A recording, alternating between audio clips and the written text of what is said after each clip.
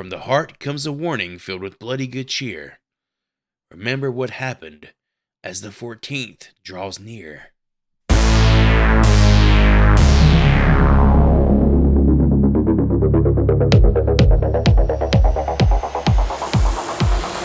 This is the Horrible Film School. Take a seat and slowly rip open your Trapper Keepers. I'm Chris, and I am here with Professor Hootie.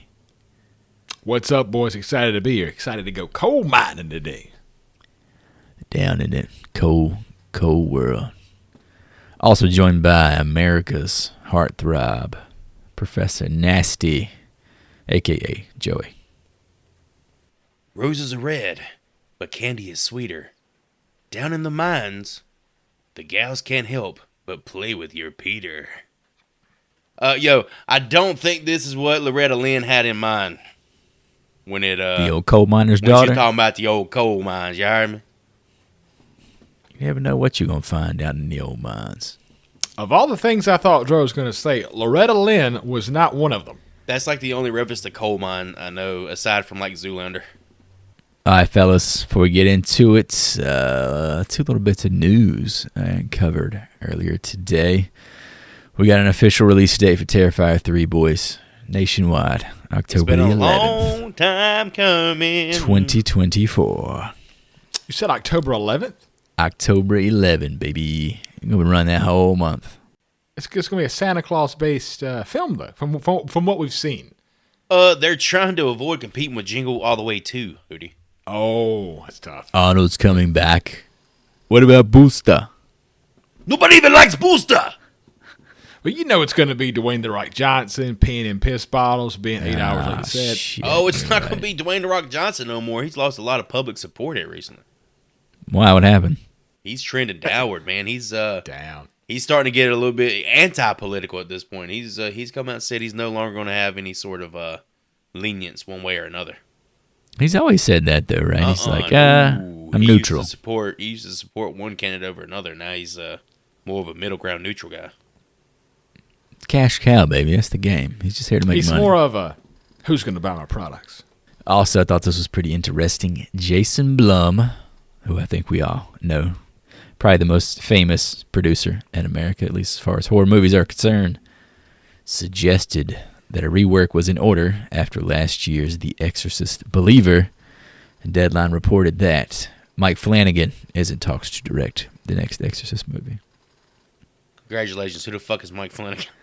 Mike Flanagan of Netflix horror anthology fame, Midnight Mass. I still haven't watched Midnight Mass. Midnight Mass is I've the heard best it's so fucking good, man. horror TV show of the last 5 years. See, now, the only hang-up about Midnight Mass, you actually have to subscribe to Netflix. And after what they did to Henry Cavill, I don't think I'll be supporting that company any longer. Sorry.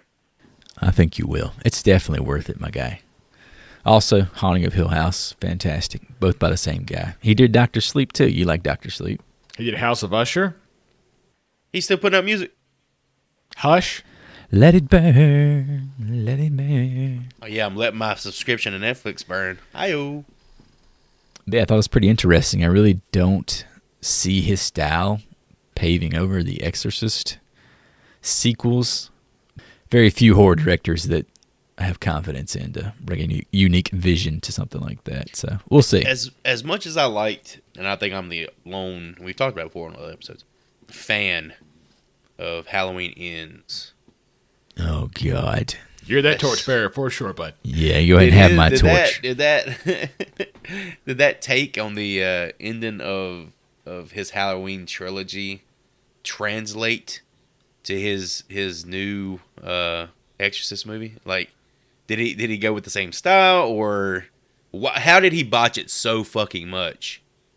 I think the issue was those Halloween movies were like the COVID day. They released on the day, and they were on like Peacock the same day. So I don't think we had like the real metrics of how successful those movies were. Yeah, but I think overall, his trilogy is considered like a success. It's none of them, even the more divisive ones, or the divisive one, I guess. Halloween Ends. It's not as panned as this Exorcist Believer movie was. I still haven't seen this fucking movie. I think I might be the only one who actually watched it. And I have no excuse for not watching it. I just haven't fucking watched it. It's even got Leslie Odom Jr. in it, which I really enjoy his work. So I wanted to throw out to the audience that an upcoming project with a fellow podcast coming out of the UK across the pond is coming out with ourselves and them. Can't say too much about it just yet, but be on the lookout for the Horrible Film School on other podcasts. Should be sometime in June. Are we talking about a fucking crossover episode here? Crossover. Holy shit. All right, I'm Wolverine. Who are you, Joy? Who are you? Oh, fuck. You put me on the spot. Phoenix. Obviously, you're Jean Grey. I got to be Gambit. No, I'm Phoenix. I'm not Jean Grey. I'm Phoenix. Hootie's obviously fucking Gambit. He walks around with that stick all the time. No, Hootie with his fucking traps. He's the guy. How come we all went with X-Men? He's walking around like Sabretooth or some shit. We all went as X-Men. There's no crossover there. What the hell are we crossing over with? I was thinking I was doing Marvel vs. Capcom. I'm switching to Venom. I'm doing Marvel vs. Capcom. Hootie could be Chris Redfield with the traps. Yeah, he got the trap daddy He in got the the house. traps in Resident Evil 5, baby. Oh, he was jacked in 5. He was 5, overly he was jacked. fucking huge. I just finished Resident Evil 4 remake, so shout out to some cool modern remake horror stuff that actually worked for me. Leon's haircut is fantastic. How bad was that girl trying to get Leon to fucking make a pass at her? You talking about Ashley, the president's daughter? No, man, no. Bull fucking shit. I was a humble hero with my pistol. I ain't talking about you. I'm talking about her. I was not trying to plow the president's daughter. He was trying to get a presidential pardon. You know what I'm saying? He's a man of honor. Show some respect. Also, at the time of this recording, there is a 35% off sale in our merch store. Hopefully, at the time of this release, it will still be going. Oh shit! Get them credit cards out. Your Bitcoin, whatever you got to spare. Joy will take it. Every order comes with a virtual video message of Hootie showing you one of his nipples. How about that? What a great little throw-in. You have to guess if it's the left or right, and if you're correct, you get a second video of the other nipple. So there you go. If you're wrong, we take back the 35%. That's fair. That's fair. Life is a coin toss, isn't it? All right, boys, let's get to it. Today's assignment is from the golden age of slashers themselves, 1981, My Bloody Valentine. Today's lesson, there's more than one way to lose your heart. All right, boys, you know what it is. Back to the well for a couple of reviews from IMDb. 80s. As always, let's start with a 10 out of 10 from me, because it deserves no less than a 10 out of 10. From Queen of the Goons on the 14th of February, 2022. Sarah, be my bloody Valentine. Mom saw this when she was in high school. She never forgot the killer stumbling down the mine shaft with one arm. Spoiler alert. So I had it taped and finally got the DVD around 2009. Love the remake, by the way. Anyway, then I found out they did an uncut version. Got it. Got to see 3 minutes of added gory scenes. I'm all for uncut. Pause. This movie is fantastic. I love it. Watch it every February the 13th. And then on the 14th, I watched the remake. May have been the first horror movie to stick a body in a dryer. No spoiler. Mom said she was afraid to go to the laundromat for years. Some scenes could have been chopped down, like the chick in The Hero. The killer is nice to look at. Always been something so sexy about a gas mask. 10 out of 10. She prefers uncut, if you know what I mean. I like that. Some people like to peel the banana. Ain't nothing wrong with that. I want to hang out with this You chick's gotta hit mom. that thing with a Q-tip. What just happened? That is... First of all, this person loves uncut, for one. Okay, I'm going to repeat that. Secondly, Uncut. Gas masks are very fucking sexy, as we'll see in the opening scene of this movie. This person also thinks gas masks are very sexy. Oh, there's a lot of stroking in the first... A lot of stroking. Oh, yeah. So I would love to see her research on dryer kills in horror films, because she just came out and said that. This is one of the first, if not the Dropping them first. facts. She's probably right. She probably is. How often do you see fucking dryers used in anything except for drying and in stepbrother porn. I think I caught it out in the when we did the trailer. I was like, "Oh shit, you never see laundromats in horror movies. It's fucking awesome." That's the thing. It's such a common locale. Like, you don't even really think about it. If you have a wash and dry at home, you don't even fucking think about laundromats, right? You drive by, what, 5 laundromats on your way to work? Something like that. You don't even fucking look twice at them. There's not a lot where I live that I know of. So if they are there, I've never seen them. Okay. Maybe the dry cleaners where you live. Yeah, the dry cleaners where they press pressed. and where your tank tops are pressed nice and fucking firm. Well, I mean, I do work from home, so I drive all of about 2 miles shit. a day. So. You know what? Point taken. I would rather get hit by a car than watch this again. From Bottle Gnome on the 19th of November, 2007. This is one of the worst films ever made. I cannot even begin to elaborate on how lame of a love story they tried to throw in this piece of garbage. The acting is so horrible. I would rather get hit by a speeding car than watch this again. If I were to guess correctly, they picked people up off the street to save time on auditioning. I wouldn't be surprised if any of the production staff unalived themselves out of shame. This movie is so bad, it's not even worth being reviewed. I just feel like venting my anger on how I lost 2 hours of my precious time watching this abomination. It's an hour and a half. It's an hour and a half. Did he pause it? Take like a it's shit in the middle of it? Short hour and a half. Do yourself a favor and stay far, far away from this film as possible. 1 out of 10. Then I feel like they spit on their fucking keyboard right after they finished this one. They He's unalived upset. themselves. Jesus They didn't say Christ, unalived. man. I did that for PC. For some PC there. PC-ness. Well, you know my PC-ness is very, very short. I was Right? about to say, that's impressive. I'm just PC-ness. I just wanted to say PC-ness, like, because it sounds like penis. That seems like somebody came in with like a loving ode to their mother, like they wanted to get into the nostalgia and they had a good time. This other fucker just came in spewing venom. To his credit, the acting's not great, but it's still not as Yeah, bad but no as he one's watching alludes. this shit for the fucking acting. I understand. I'm just trying to side with it a little bit. All right, moving on. Let's talk about the director of this beautiful, beautiful piece of 80s slasher cinema. A man by the name of George Mihalka. Mr. Mihalka was born in Hungary but lived in Canada since he was 10 years old. It kind of explains why this movie is so fucking Canadian. It's very Canadian, yeah. Yeah, in terms of his fucking, like, filmography and stuff, I'm not familiar with any of it. Oh, give it up. Give Well, it up. Wait, do you have something? Oh, I have 2 films. Oh, well, let me all right. I'm gonna let you. You know what? I'm about to pull a Kanye West, Taylor Swift. I'm gonna let you finish. I'm gonna let you.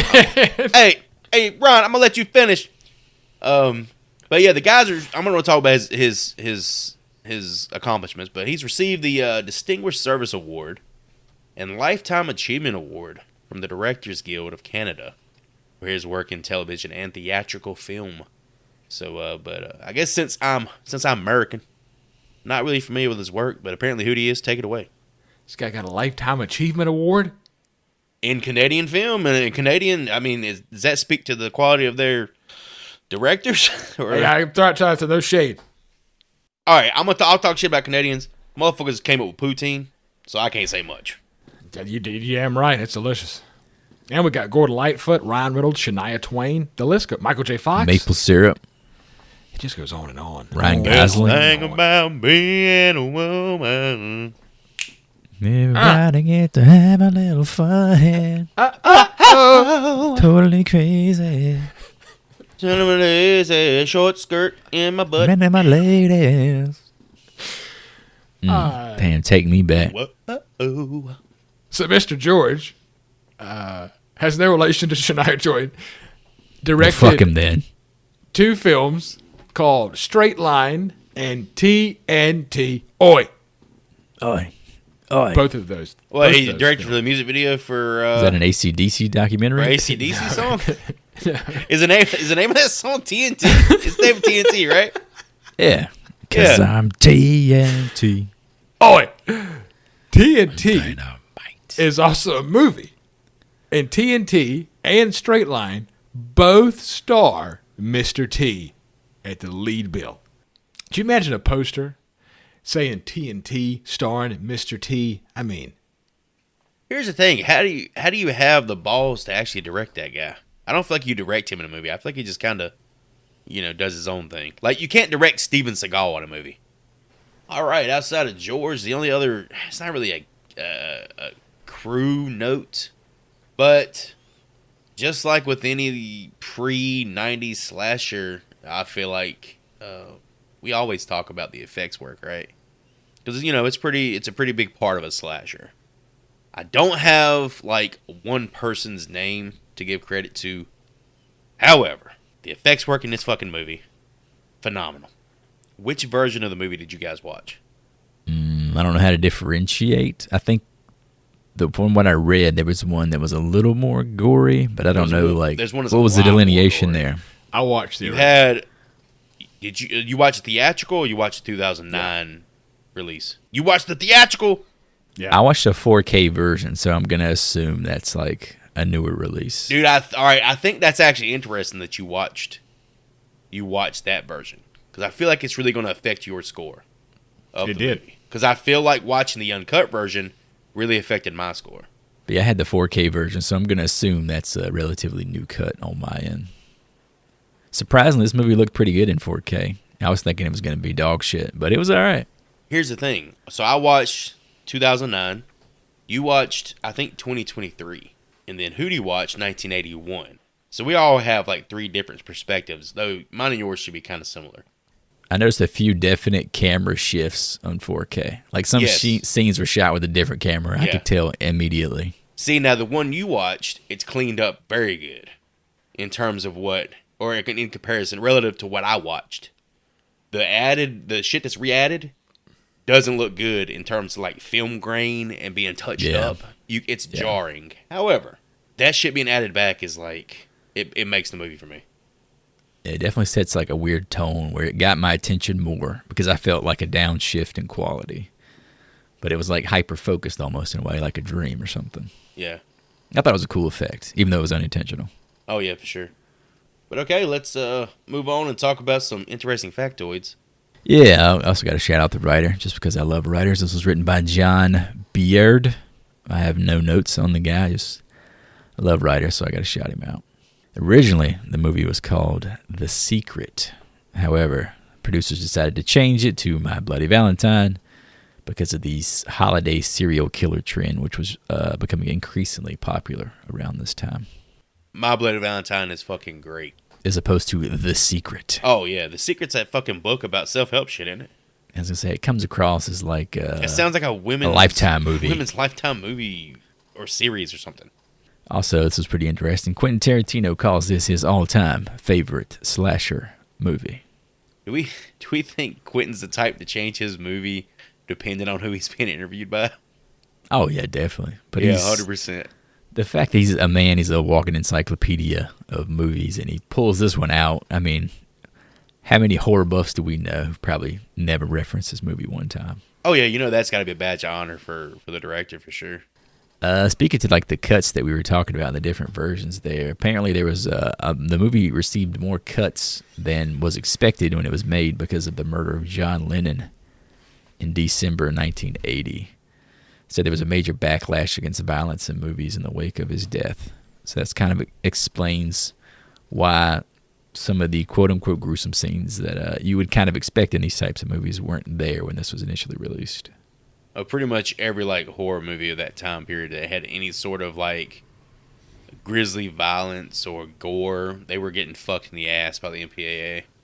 I mean, Friday the 13th, Halloween, all these guys, or all these movies. That's pretty wild.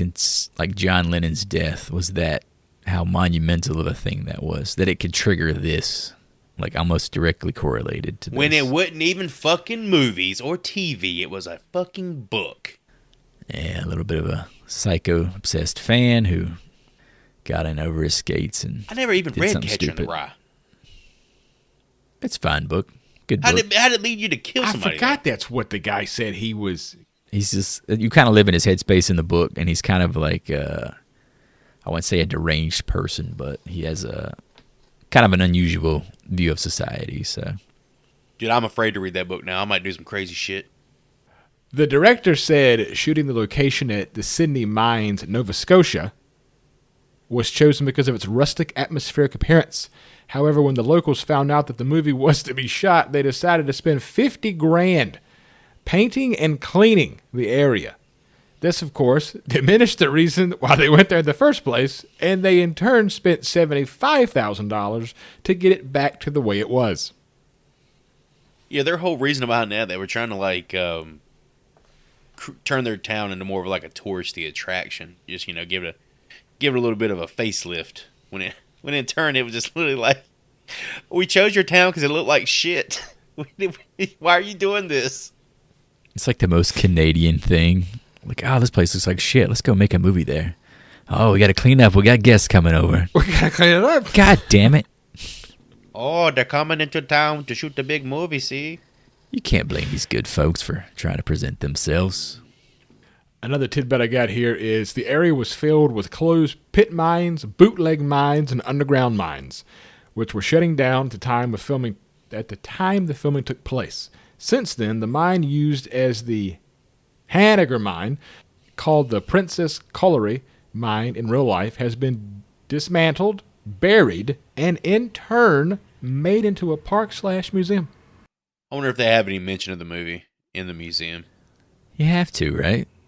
What else happened there significant? Well, here's the thing. I don't think the movie really contributed to like the mines. Well, I guess they don't really care that it was shot at the mine. It's a fucking town, I guess, near the mine. I don't really know 100%. But a mining community, yeah. It didn't really have the impact on their tourism that they thought it would. So I definitely have no desire to go down into that hole in the ground to see where that's what I'm shot. saying. Like, they don't get, who gives a fuck about the mine? It's still a fucking mine at the end of the day, you know. I watched a YouTube video to where a guy went to all of the filming locations from this film. So somebody's into it. And the last note I had was the fact that this film has been attempted several different variations of sequels from both the original film and the remake in 2009. Like, to this day, they talk about a sequel. Yeah, I kind of had a note in that same vein. A fan-made sequel called Valentine Bluffs was released on YouTube on Valentine's Day last year. Oh. Takes place 40 years after the events of the original film. It's like a full 90-minute thing. Apparently, it's supposed to be pretty decent. It's a 90-minute fan film? Yeah, it's like a legit production. Well, let's go over the budget and the return. Kind of lends to why it didn't get a sequel. Budget of $2.3 million, box office of 5.7. Yeah, it limped away. Didn't smash it out the park, but still not a loss. Apparently, this thing cleaned house on VHS sales, though. It had to have, man. You think about like that mid-'80s, early '90s VHS rentals. The poster of something like or the box art on something like this had to have grabbed a ton of 12-year-old kids' attention. Well, I mean, I guess that's kind of the definition of a cult classic, right? Right, yeah, something that gets reappraised once it gets to its quote-unquote target audience. Guys and gals at home, let's get ready to dive headlong down a deep, dark shaft. Down in a hole. Down in a hole. Way down in a hole. I don't know this fucking song. Watch The Wire, you piece of shit. Let's jump down this hole. 1981's My Bloody Valentine. I'm telling you now, this town is accursed. Now, it started 20 years ago. It was the night of the Valentine's Day dance at the Union Hall. The biggest event of the year. It had been a tradition for over 100 years. Everybody was there except for 7 miners who were out at the Hanniger mine. In the depths of the local mine beneath Valentine's Bluffs, 2 miners make their way deep within the bowels of the earth. One, a voluptuous blonde with smoking hot tattooed tits, and the other, a mystery man or woman. After some hose stroking and awkward heavy petting, the masked digger makes his move, impaling the blonde on a pickaxe in possibly the most intimate coal mining scene in the history of cinema. Cue title card. My Bloody Valentine. How Hose stroking. hard were you while you watched this scene, Hootie? She did stroke that hose. When she started stroking that hose coming at his mask, knowing that women find gas masks sexy. Obviously, we have evidence of that. It's the one thing from this scene I remember, besides the tattoo, is the fact that she was stroking this hose. She was stroking this hose. Oh yeah, daddy. And just rubbing all over his mask and shit and all of his body. And Dude, if he had held his pickaxe in front of her, I'm sure she would have deep throated that motherfucker.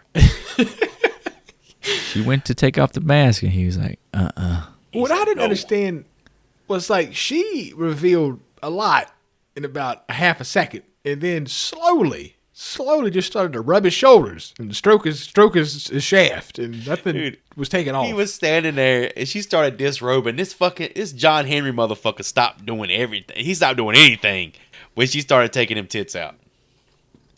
it was a game changer. And then the musical shift that came with it, right when she started fucking pulling her top off, dude, that shit was it was so good. This was such a good opening, in my opinion.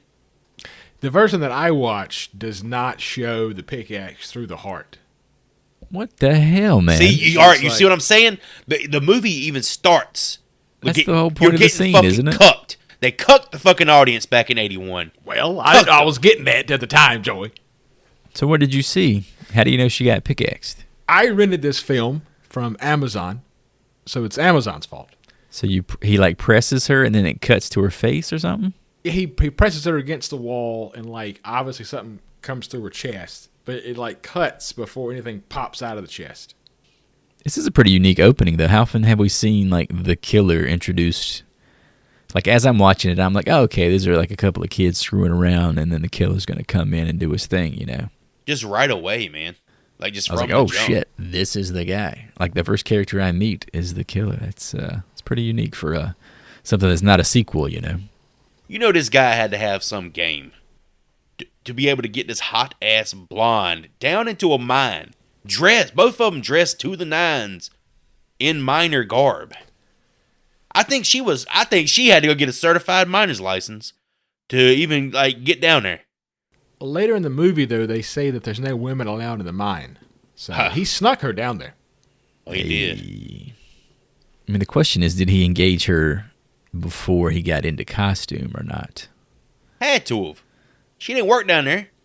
You can't have that woman down there chopping at damn mine juice. What the hell is that coal? No, I mean, like, did he entice her in full costume? Did she ever see his face at all? No, you know what it is? Go back to that review, and she's talking about he's talking about looking hot in a goddamn miner's outfit or a gas mask, and he's like, baby, it'd be so hot to fuck you down here. The dude was clearly in shape. I will say the killer in this film looks jacked inside of this suit. He got some traps, as you would say, Joey. She could feel his traps. He was doing some other jacking right there when that fucking titty started coming out.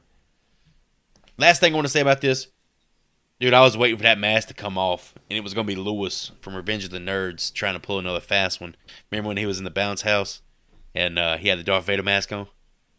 Thursday, February 12th.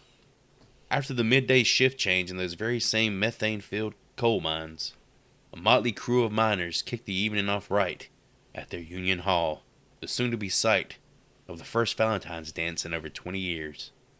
Amongst the rabble, we have the mayor's son TJ, the ever-charismatic Axel, Hungry Hollis, Little John, yeah, and Hopeless Howard, along with their various love interests.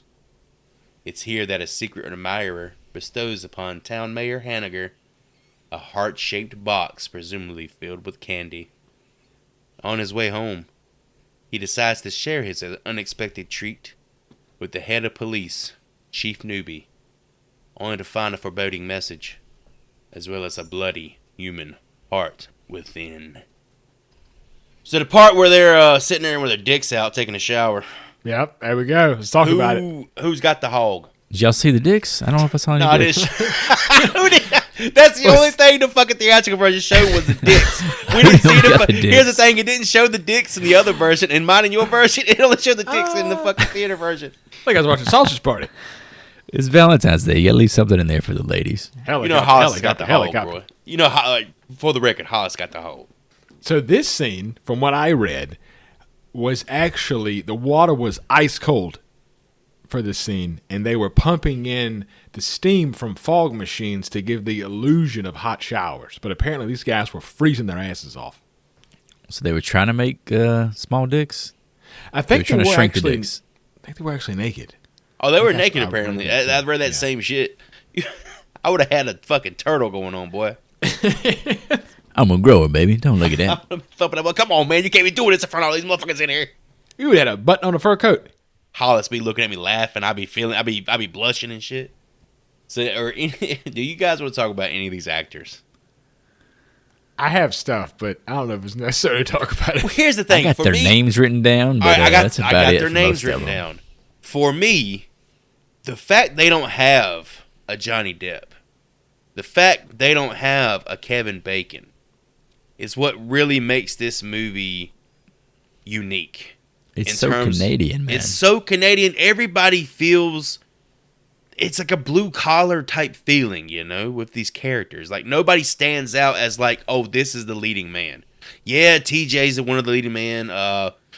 Axel is too, but at the same time, they just seem like fucking dudes, you know? They're not overly handsome. They're not overly talented as actors. They feel like blue collar workers, and it lends itself well to the atmosphere of the movie. Axel's a good looking dude. He looks like a leading man. That's what I'm trying to say. I think he looks like a blue collar worker. He's like a handsome blue collar worker type. Well, since we brought him up, Axel was played by Neil Affleck. Not Relation? That Affleck family, I don't think. But I do have a note about him. Apparently, he's been a big part of the Simpsons animation team. He's directed some episodes. He's actually been an animator for some of their stuff, too. Yeah, I got the same note here. I'm kind of going to expand on it, though. He also worked on a couple of my favorites growing up, and I think yours, too. Rugrats and Rocko's Modern Life. Hell yeah. Man, Nickelodeon, baby. Good for him. Dude, we was Nick kids, man. Let me guess, you was a Nick, cartoon Nick. Nope. Nope. This motherfucker was a Recess boy. Guaranteed. ABC Saturday. He was on morning. ABC. Disney, right? Yeah, it was ABC on Saturday. Dude was talking about AARVDRK. What the hell is that aardvark motherfucker Aardvark. trying to teach you how to read and shit? I was watching PBS, man. I was watching Arthur. Arthur was my boy. No. He was a Franklin kid, I guarantee it. Those are Franklin traps. Those are Franklin Hey, traps. Body, I love Franklin. Franklin's a shit. Mama's always got fresh baked cookies. We also mentioned Howard. He's played by Alf Humphreys, who actually had a few credits. He probably of all the actors, he had the most notable credits I could find. He was in First Blood in 1982, the year after this. He was also in Rumble in the Bronx in 1995, fucking Jackie Chan classic. And somehow he made it to X-Men Part 2 in 2003. They drew First Blood, not me. I got one more, Chris. What you got? He was also in Air Bud Spikes Back. Oh, God. Is he playing volleyball in that one? Yes, talk about a fucking awesome tagline. Spikes Back. On the cover, it's Air Bud pawing a fucking volleyball over a net. That fucking golden retriever's made more money than I ever will. Yeah, the cast, like we said, they're kind of bare bones, man. Yeah, no, these might be the only two. Well, all right, Police Chief Newbie is like apparently a big deal in Canada. He does a lot of voice work, like for various cartoon. Don Franks, is that his name? Yeah, Mr. Franks. Spelled very Canadianly, Franks with a C in there. He did a lot of voice work, but I think what would resonate most with us, he did Sabretooth for the X-Men cartoon.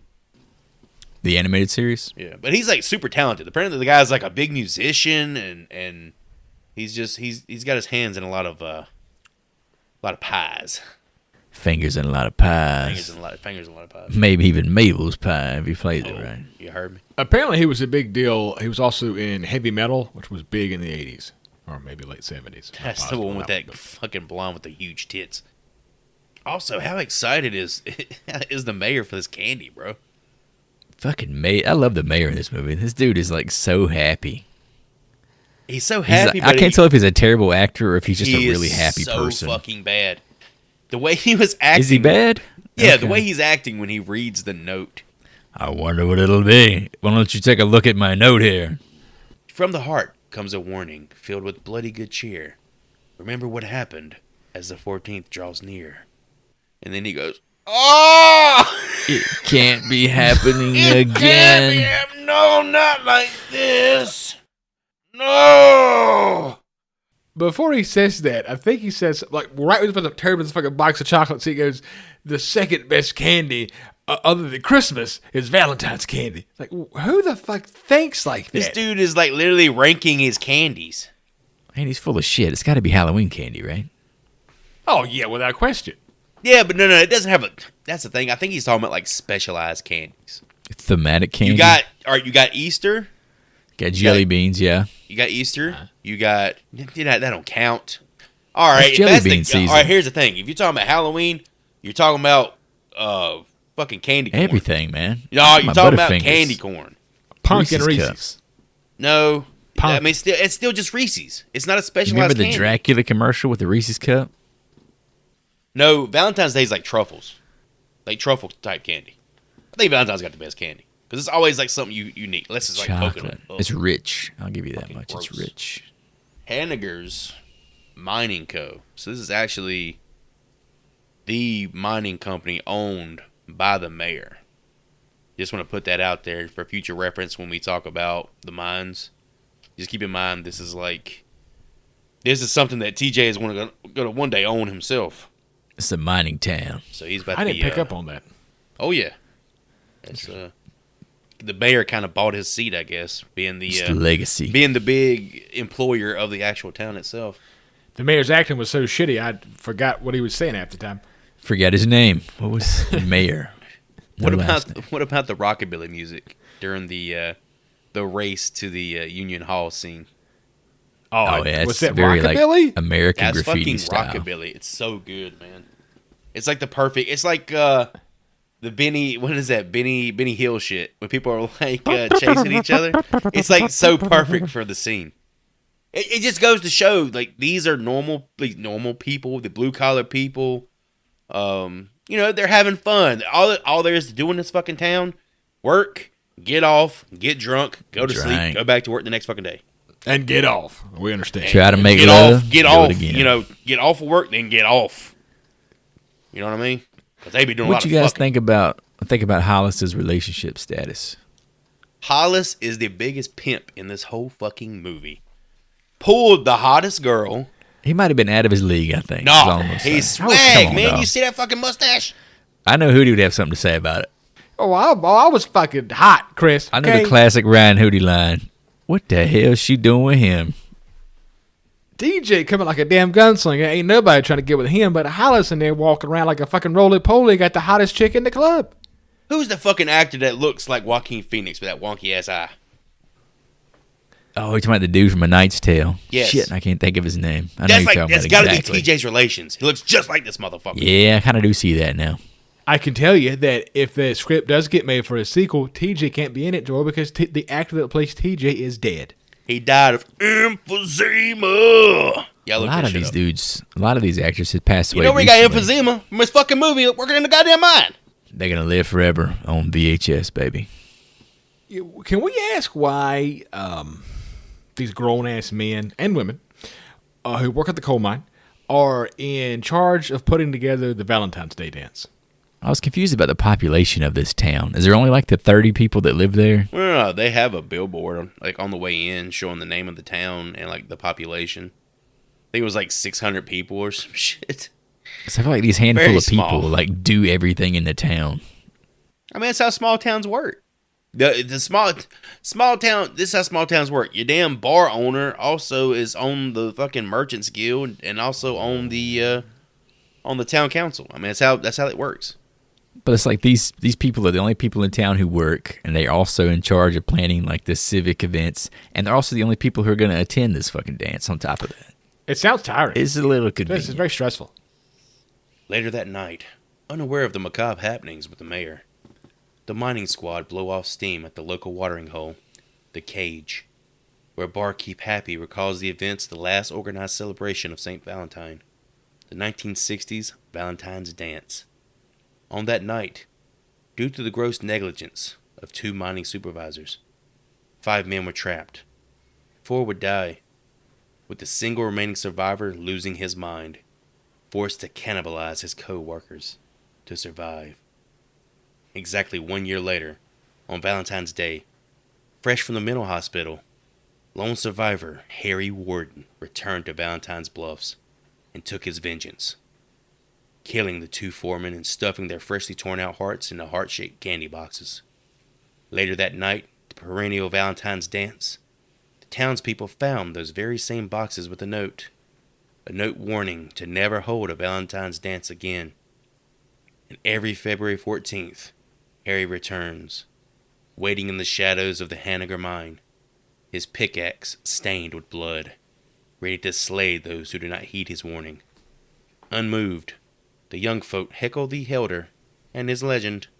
Store clerk Sarah tries to calm the waters between former flame TJ and her current beau, Axel. You gotta do the fucking Howard who just pops in to blow a fart while the guy's trying to tell the legend. Howard is so fucking annoying. Howard fucking sucks, man. After I wrote right here. After this whole Kill spiel, this goofy motherfucker, please. After that whole spiel, he pops up. Does a little fart right in your fucking face. The tension in the room just fucking erupts in a sea of laughter.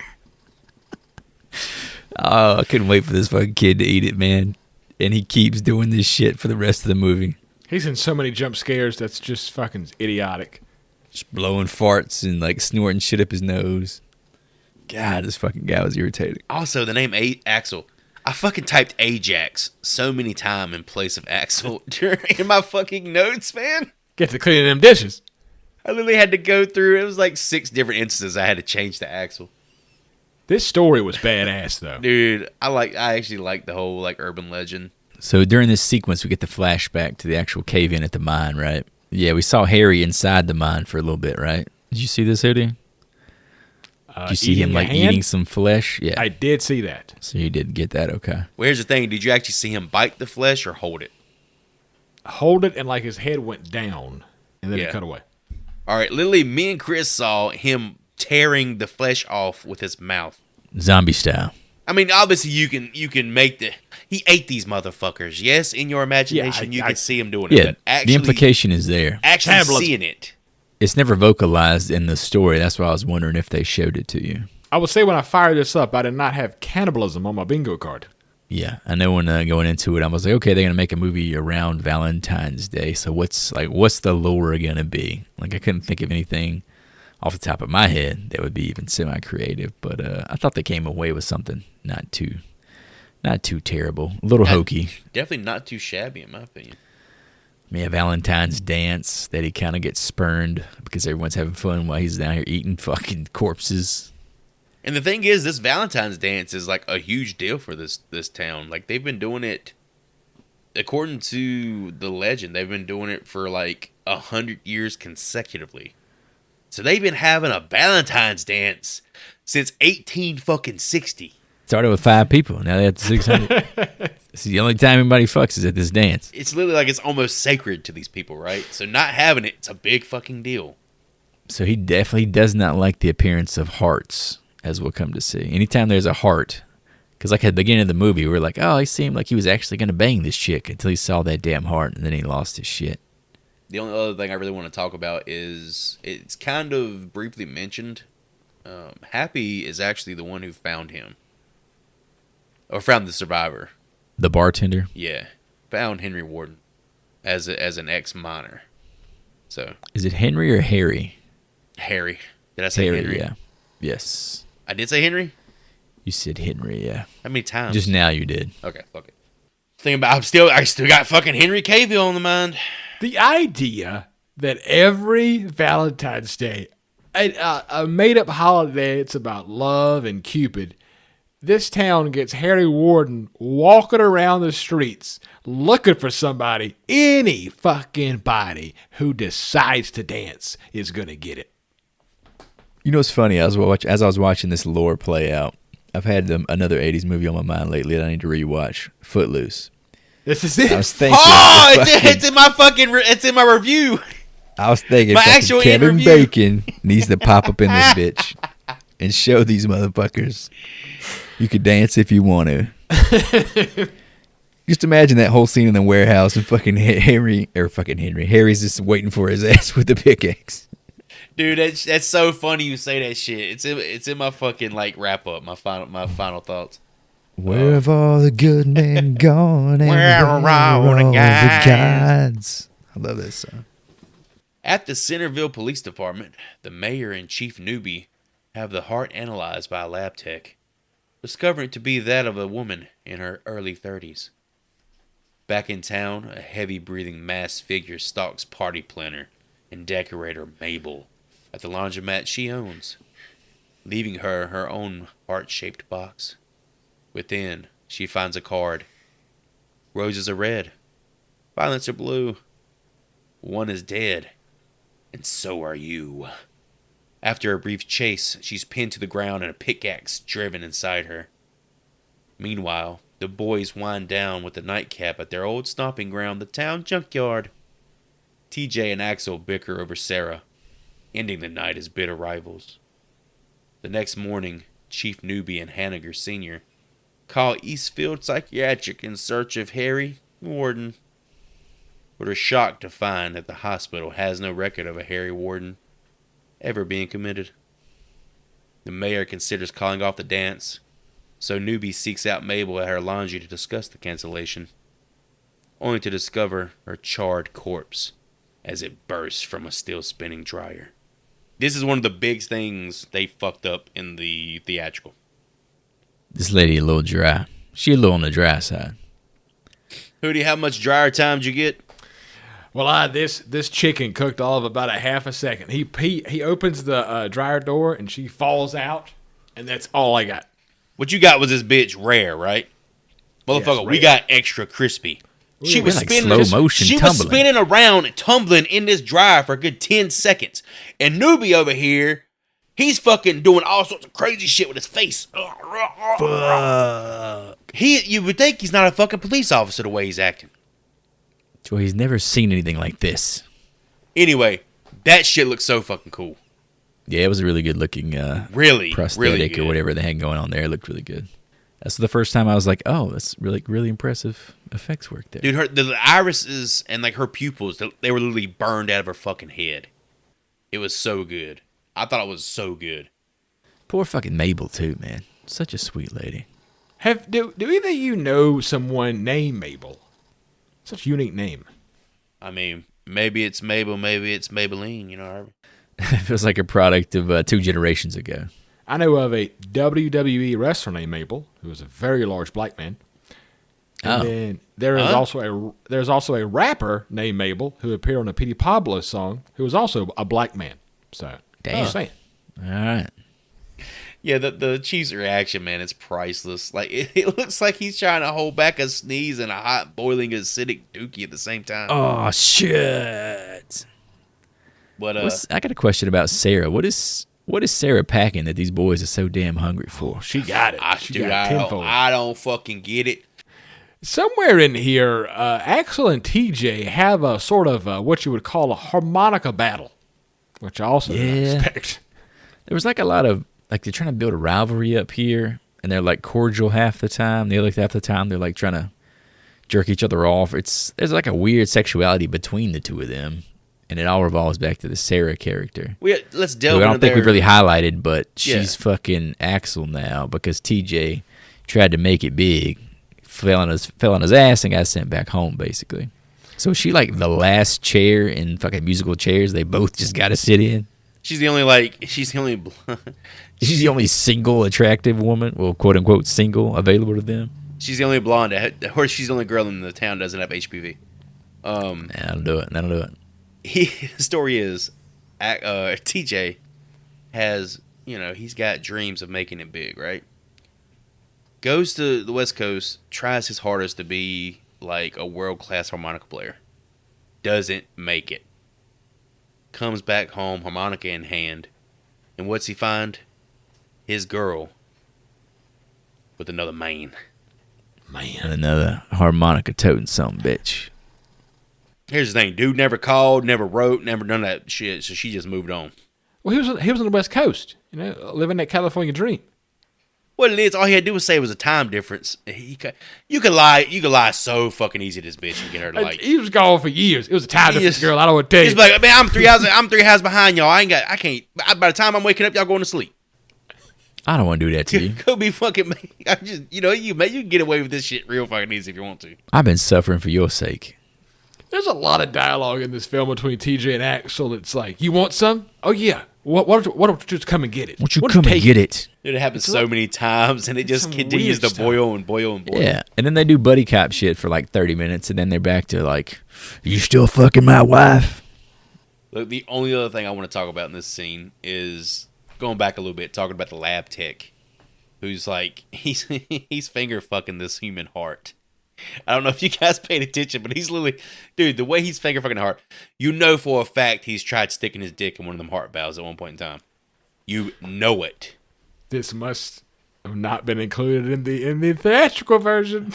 Jesus. Well, actually, the theatrical version, it was his penis, not his fingers going in. The theatrical version, a lot of all you just saw was like the fucking, you saw him inside the human heart, like he was holding it down next to his crotch. Oh, that was a medical examiner? I thought that was a sex scene. Was you watching the theatrical version or the damn dick version? Because the only thing it always shows you is a bunch of dick stuff. My bloody dick in the heart. Uncut. I think I might have watched the Grinder version. There it is. I will say, having watched this before I read anything about the movie, I didn't know it was a Canadian movie. I didn't really pick up on it, other than the fact that everyone but TJ seems to be speaking almost like an American accent. The way he speaks is so off-putting in this fucking movie. Who, TJ? Yeah. He sounds I don't know like if it was his he's delivery. Irish or like Yeah. British at some points. At one point, I was like, is this dude like from another country and everyone else is American or wherever they're from? Well, a lot of these actors are Canadian. Right, yeah. I learned that after the fact. But he's the only one in retrospect who definitely is like the fucking Canadian guy. Yeah, to one of the reviewers' points early in the movie too about talking about just auditioning locals and casting locals. I think that might be exactly what happened. Paramedics arrive and the body of Mabel is taken away discreetly, but not before Newbie and the newly arrived mayor discover another note in her hollowed-out chest cavity. It reads, "It happened once. It happened twice. Cancel the dance, or it'll happen thrice."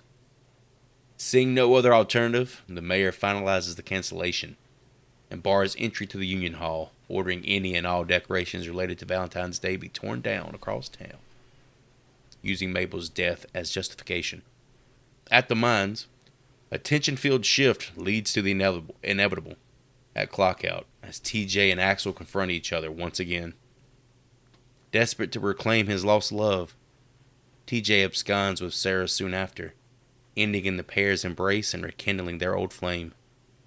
That night back at the cage, the young folk brainstorm about how they can get away with celebrating Valentine's Day, and TJ, now chippy as a motherfucker, comes up with the bright idea of hosting a party at the worst possible place, his father's mine, spitting in the face of the bartender Happy and his local legend of Harry Warden, likely damning the attendees to a murderous end. The chief decides not to call him back up at the discovery of the heart. Yeah, I think his rationalization is like this typical horror movie bullshit where it's like, we don't want to look like a bunch of amateurs. We can't call in the big wigs. See, did that put you in mind? Because it put me in mind of the mayor from Jaws. 100%. Yeah, That's about to say. we got to handle this. Definitely blue collar, man. This is a blue collar fucking horror movie. But for that third poem, I definitely heard like the leprechaun delivering it as the dude. I'm fucking fucking telling you. Where they was should Warren have added Davis? him to the damn list of suspects right then and there. It happened once. It happened twice. The TJ damn absconding with when they go to like their first date location or whatever. First date by a goddamn by a fucking big ass pond or by some shit. fucking like a river with a bunch of trash and shit in there. How'd y'all feel about this scene? Do you remember coming here with me? The music was kind of weird here. The music's weird in this movie a lot, in a lot of moments. This shifted the film for however long the scene took, the 2 or 3 minutes the scene took place. It just felt like it shifted into like a rom-com territory because it was very forced. in my opinion. It just came out of nowhere, right? Yeah. It was I shot didn't in an understand. unusual way too. Like the scope of like how they were showing them and those surroundings was weird. Like I said, it was like we were watching a different sort of movie. It was the most like use of like background we get in the whole movie. Yeah, like a too. panoramic type shot. Yeah, right? it was way Yeah. too open. I didn't really understand what he was trying to tell us with the camera there. It's almost like it was definitely shot in a different location. Yeah. But not like a close by location. Like the movie makes it seem like, oh, this is like a local like spot where, you know, teens and or whatever go to make out. Make or a fuck point each with other. no fucking privacy at all. Yeah. There's like no trees around. You're just in a big ass field in the middle of like a flat clearing around some water. Happy's out there just dumping a bunch of trash in there, watching these fucking teens finger each other. They're not teenagers, they're adults. Yeah, but they started fucking when they was teens. You know they did. Small town. At first glance, I thought this was the ocean. And then I paused it. I looked at the frames and I realized I believe this was a lake, but I am still not sure what body of water that we're looking at It here. was a dirty ass Canadian swamp. If they got fucking swamps up there. But the last thing I want to talk about right here, the Harbinger dude, Happy. Does he not look like Ewan McGregor? I could see it. Definitely like a poor man's version of it. I It's think like- Ewan McGregor has aged very well. Yeah. It's like somebody took that hose from Child's Play 2, you know, the air hose, like stuck it in his mouth. If it was Ewan McGregor, and that's this guy with that massive ass head.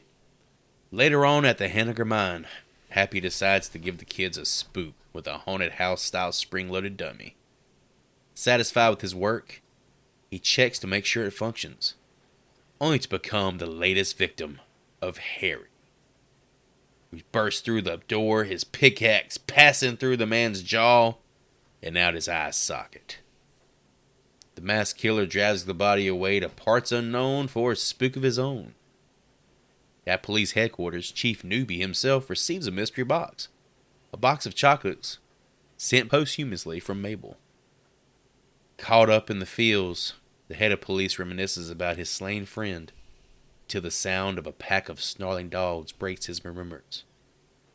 Outside, hounds tear at a bloodied box containing yet another card with a message. You didn't stop the party. As elsewhere, the young folk of the town descend on the mine's rec room like horny locusts, gearing up for the celebration to come. In the kitchen, a hungry stoned greaser scavenges for some grub and gets exactly what he bargained for as the murderer jams his head into a boiling pot of dirty water dogs, scalding and drowning him. Is this not the fucking worst way to ever die in a horror movie? I mean, I love hot dogs, though. You like hot dog water? Yeah, that shit was nasty. Shoved his head down in that water. From my version, again, on Amazon. So this is their fault, not mine. Blame it on Bezos. The bartender kept his bartender for sure, because what I saw was the pickaxe hit his head under his chin, and it cut. I got nothing else. That's fucking crazy.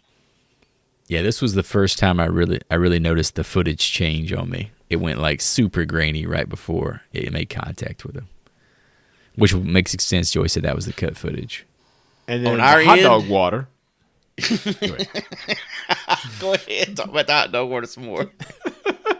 I love the hot dog Then water. that steamy hot dog water, the killer grabbed the back of his head and kind of almost touched his head into the hot dog water, and then it cut away. That's fucking nuts, man. That's some of the best You shit. didn't see him bobbing for hot dogs in He there? was bobbing for hot dogs?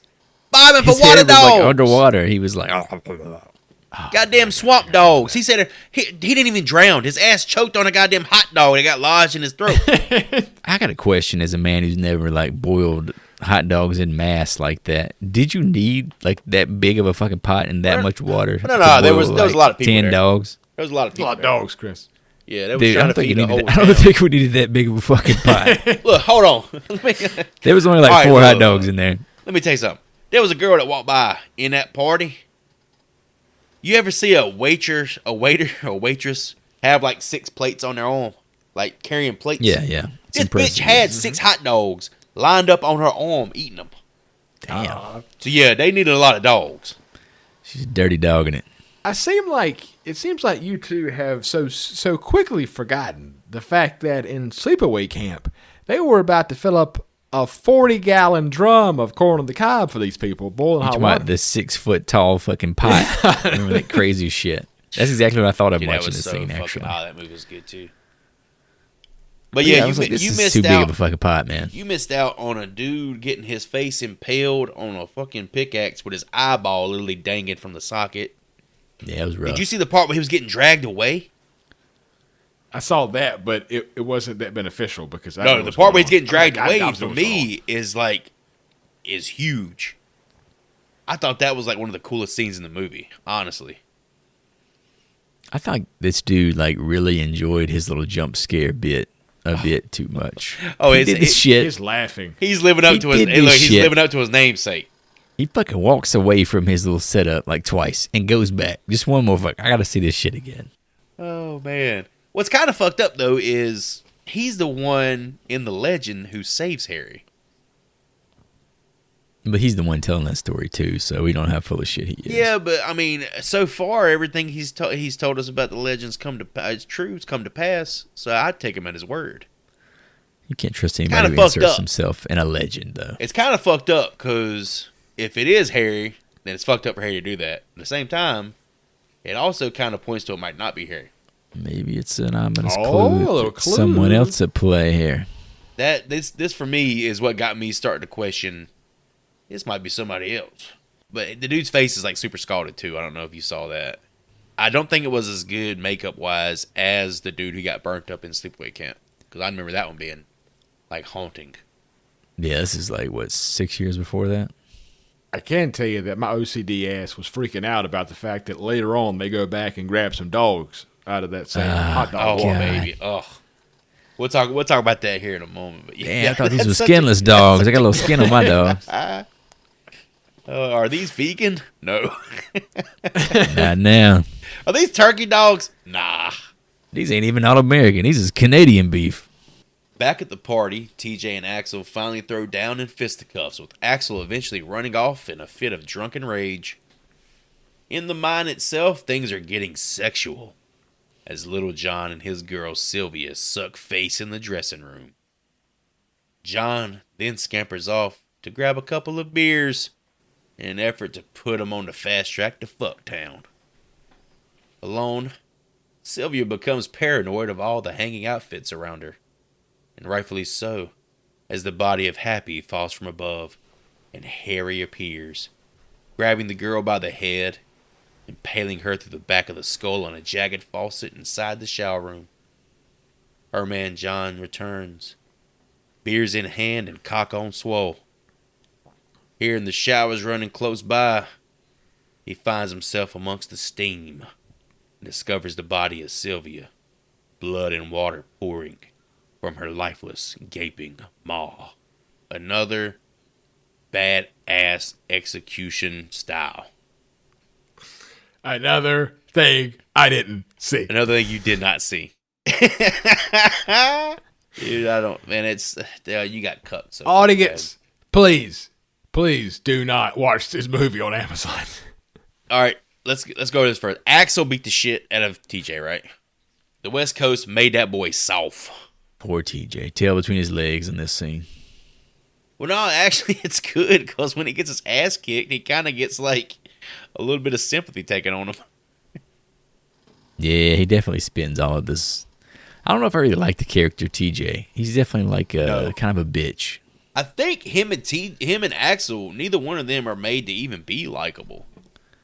I think, and we'll see a little bit later on how it comes to pass, but I think the way these characters are written, the audience is supposed to not trust either of these characters. Yeah, and they were kind of alluding to the fact that something nefarious is at play here beyond this rumored serial killer on the loose. Something. And it kind of plays them as red herrings, as we'll see soon enough. One of the best interactions or best like little sections of dialogue here is when Sylvia and John are like making out. And Sylvia says, "You know what we need?" And John says, Yeah, I got one right here. He pulls a fucking condom out of his goddamn Rubber, wallet, baby. dude. And she says, nah, a couple of beers. Nah, bigger one than that. He was ready. He was definitely ready. That's a big boy, man. The weird part is that typically the guy would just go get beer. But in this scene, the lady asked for the beer. I think a good question in retrospect is, why are all these 20-year-olds choosing to party at their workplace? They all have money. They should have their own homes. Why can't they just go to somebody's fucking house? Well, no, it's a lot of people. And They if can you go to somebody's house. no, man. here's the thing. I'm gonna try to make sense of it. A lot of these are what you call company homes, right? Company homes are pretty much built around like a mining company, a factory, shit like that. That you want your workers living on site. None of these houses are extravagant. None of these houses are big. And TJ ain't got his own fucking place. TJ would be the only one who has access to a big house because he lives with the fucking mayor. The mayor's his dad. The rest is going to be very small houses. Now the mine, I mean, you got a big rec room, you got all this other shit. Because it's not just a mine. You have like a building above that where you do lunch and all that bullshit. All they want to do is drink and fuck, though, right? And But you got to have room to do that. You got to spread out. And hot dog. It was the hot dog pot. That's what it was. Yeah, you was going to eat hot dogs. If it weren't for all the dogs that needed cooking, we could have went to my crib. Whoa. I can't cook that many dogs at once in my house. So you actually saw, did you see the body of the guy's name's fucking Dave. We don't really know. We haven't realized the guy's name's Dave yet. The guy who got burnt with the scalded hot dogs. Did it show on your version, Hootie, his body in the fridge and his heart in the bottom of the hot dog water? Yes, it did. Okay. He's like, oh, who put this in there? He's like, oh, probably that fucking Howard. Yeah, this whole sequence take place when John goes to grab a beer. I think the version Hootie watched would be fucking rated PG at this point if all this shit was cut out. They blow off the fact there's a fucking heart in goddamn boiling water. What'd you say? It was Howard, right? They said it was like Howard or something because he's a jokester. He's Raspberry sure, blowing ass. Yeah. To their defense, it was definitely fully cooked. Oh, that thing was boiled up. If Hollis, if Hollis was in there, Hollis would have ate that motherfucker. You know he was hungry. So for this scene, the shower death scene where the water shoots out of the lady's mouth, and I'm sure it looked God, fucking it's amazing. so fucking cool. That's the type of fountain I want. All I got was the killer put her on the shower head, and it cut before any connection really happened. And then her boyfriend walks into the room, and he's looking at her, and he's like freaking out or whatever. It's like He a got side tears. profile, right? It's side profile, Yeah. and there's water coming out of her mouth, and I can figure out what's going on, but I gotta put it together in my mind. Did it show the part where he actually has, where Harry has her actually mounted on it, and the camera kind of pans out, and you can see her entire body? No, I got no. That shit was haunting. Like she's still alive at this point, or her body at least is like doing the death spasm shit while she's there. Oh, Dude, it's so fucking that's very creepy. cool. Yeah, it's super creepy. What's really cool to me, and it's kind of a small detail, but it's very effective because me doing my 1,000 detail fucking notes bullshit. I pay attention to the small stuff. The way Little John interacts with her when he first gets to the Union Hall, right? He walks up to her and picks her up by her fucking head. And Yeah, kisses that her, made me uncomfortable. right? Super weird, right? This is exactly how the killer picks her up and carries her to the shower and pushes her or slams her onto the faucet. For a split second, or, for a brief moment, in my mind, I'm thinking, Little John's the fucking killer. LJ did it. This is exactly how, but then he's killing his piece of ass and then he shows back up. So it's not, it's a moot point. Still cool little foreshadowing, I guess. Well, I feel like with all of Hootie's imaginary kill sequences in this, he's pretty much like pleasuring himself before the internet. Remember back in the day when we had to do that? Oh, I remember that. Had to use our imaginations. Yeah. It's a lot here. I had to get real It's a lot creative. of work. Shit, I didn't use imaginations. I had a stick and some leaves, boy. What the hell? You was drawing pictures? Still trying to decipher the anonymous message from earlier.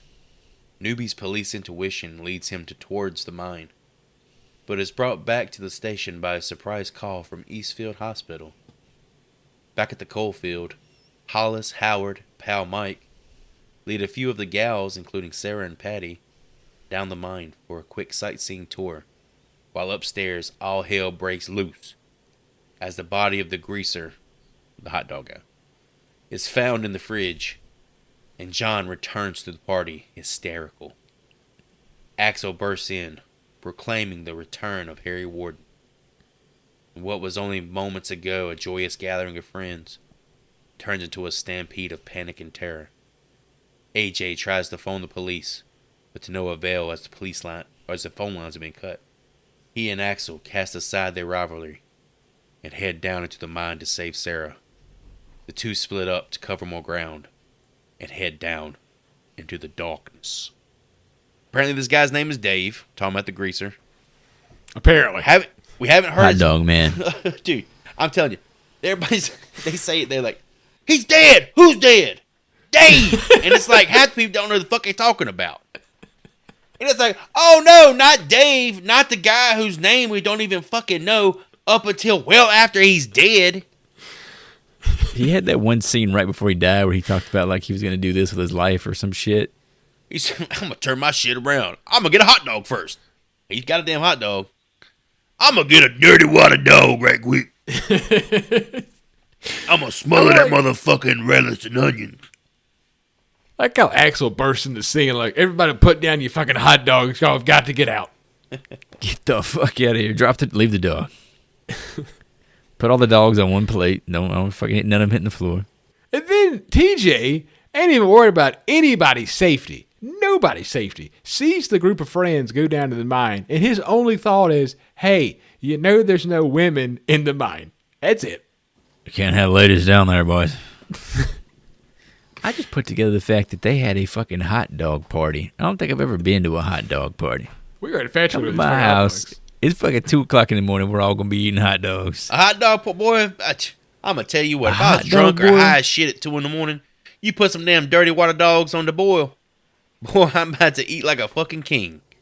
I've heard of a fish fry, but a damn hot dog boil? Fish fry? You frying fish at 2 o'clock in the morning? When I was a kid, okay, we was what you would call poor in the South. Oh, we God, would here we have- go. The damn sandwich bun. We would have Po' a boys. bed. We would have a bed of white rice. We would have tomato sauce. We would have onions and peppers, and then sliced up hot dogs on top.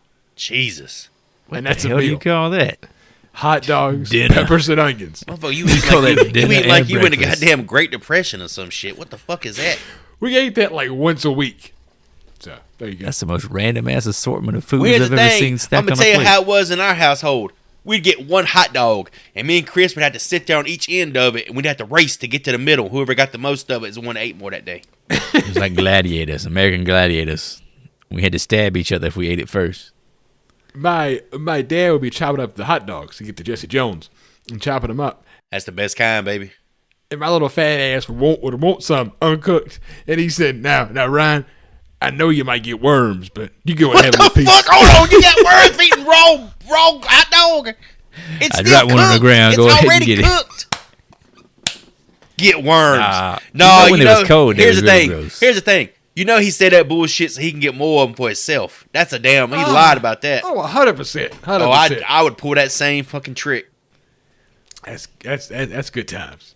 I'd take it and I'd cut it down the middle and I'd put it on the damn pan and I'd fry it in the pan. I think I'm fancy. And then I'd Can't put it even back imagine that meal Hootie described at this point. I'm trying to figure out what it would taste like. tomato sauce and rice already just sounds fucking So you get gross. you get Asian food, you get Italian food. You put a little bit of hot dogs on the top. Look, all you needed was a little bit of taco shells and you would have had the goddamn taste of the earth. You would have had every continent. You want to the get globe. fancy. We get fancy. You put some little. It ain't real Parmesan cheese. It's the shit in the plastic. Oh, bottle the Parmesan. Kraft. Some of the Kraft. The shavings. Damn, that's some good eating. Fuck. Oh, shit. That's some good eating. That's some fucking depressing ass eating. Remind me not to eat tomorrow. Shit. We going in the mine, baby. Belly full of hot dogs. Deep within the chambers of the coal mine, Howard, Hollis, Sarah, and Patty tour the abandoned shafts while Mike and cute curly-haired Harriet slink away for some hot, black lung-inducing fuck.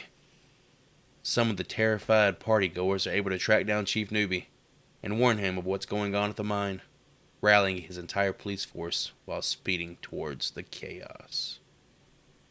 TJ finds the wandering group and informs them of the murders, imploring them to return to the surface. He and Hollis split up to track down Mike and Harriet, while Howard begrudgingly stays behind with the girls. Husky Hollis looks upon the pair first, discovering their bodies atop one another, a mining drill shoved through their guts and spines.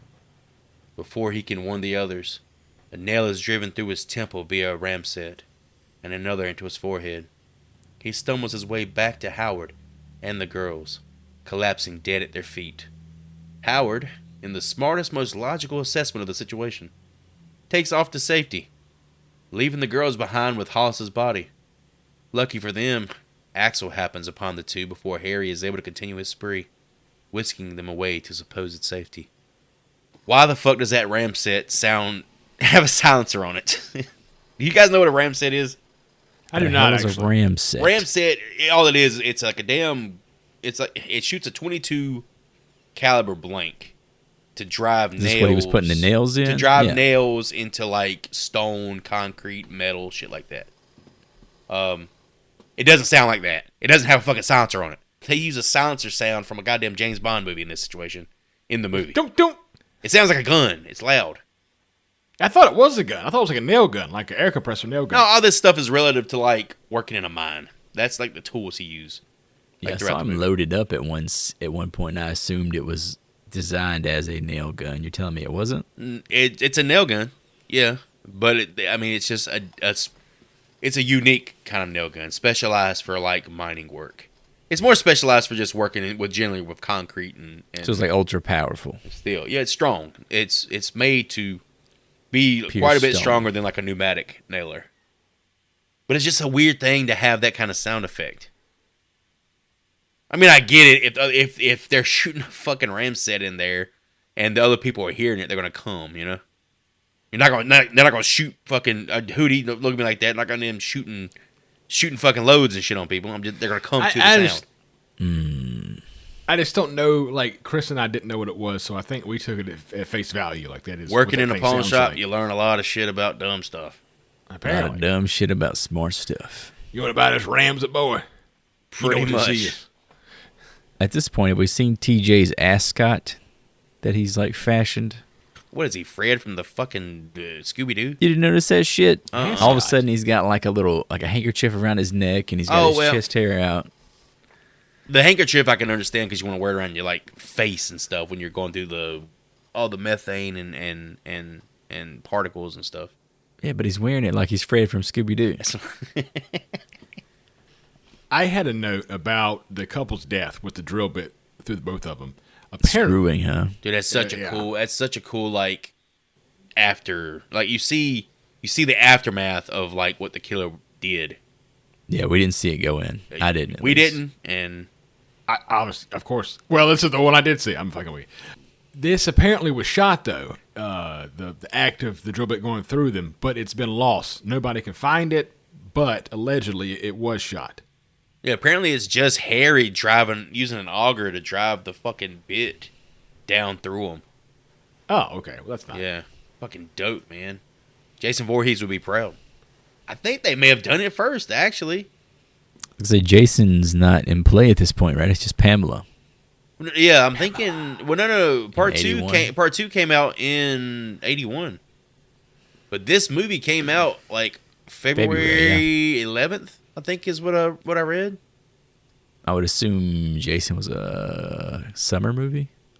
Yeah, this may have beaten it to the punch. I mean, I'm sure it was done in another movie before that, but still. I mean, we had this, The Burning. Like, there's so much shit popping off this year. That was in the same vein. Yeah. But this movie was shot, I didn't go over it earlier, but it was shot in 6 months. Like, shot in 6 months, edited in 6 months. Long ass shoot. No. Shot in 6 months, edited in 6 months, put out in 6 months. That's fucking fast. Oh, like conceived. Yeah, it was created and then put out within 6 months. Right here, too, when Howard leaves. He does the I'm fucking out. When Howard It's like leaves. Scary Movie when Brenda's running. She's like, just kill her white ass and leave me the fuck alone. Oh, Sarah, Howard, you bastard. You can't leave us like this. He said, bitch, Hollis is dead. Let's fucking go. Wait for y'all. That big bass is out. I'm out.